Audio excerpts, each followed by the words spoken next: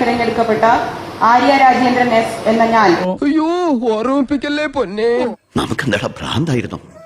ആര്യയുടെ ഭരണത്തോടെ ചരിത്രത്തിലാദ്യമായി തിരുവനന്തപുരം കോർപ്പറേഷനിൽ കാവിക്കൊടി പാറിയതോടെ ഈ ഉപകാരം ഞാൻ ഒരിക്കലും മറക്കില്ല. അന്ന് പാർട്ടി സെക്രട്ടറി പറഞ്ഞത് നിയമസഭാ തെരഞ്ഞെടുപ്പിൽ പരിഗണിക്കുമെന്ന്. നിയമസഭയിലേക്ക് പേര് പോലും പരിഗണിച്ചില്ല.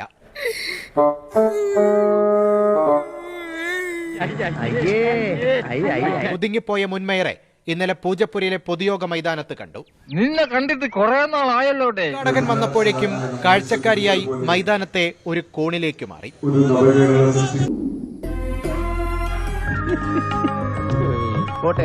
ഞാൻ മാത്രമേ കണ്ടുള്ളൂ. അപ്പൊ നീ എനിക്ക് പുല്ലുവിലൂടെ തരുന്നത് പുല്ലുവില. മുന്നണിയിലെ പ്രധാന നേതാക്കളൊക്കെ വേദിയിലെത്തി. ഞാനൊരു കോമാളിയായോടാണല്ലോ. CPM ജില്ലാ കമ്മിറ്റി അംഗം കൂടിയായ മുൻ മേയർ അപ്പോഴും കസേരയിൽ പോലും ഇരിക്കാതെ ഒരു മൂലയിൽ തന്നെ. വിളിച്ചില്ല, വിളിക്കാതെ ചെന്ന തല്ലെന്നും പറഞ്ഞു. ശത്രുവിന് പോലും ഇങ്ങനെ ഒരു ഗതി വരുത്തല്ലേ അണ്ടവാ. നേരം ഇരുട്ടി തുടങ്ങി.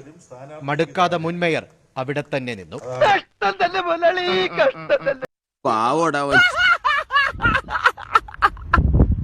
MA ബേബിയും ശിവൻകുട്ടിയും ഉൾപ്പെടെയുള്ള നേതാക്കൾ സ്റ്റേജിൽ നിന്ന് ഇറങ്ങും മുമ്പ് തന്നെ തിരികെ നടന്നു.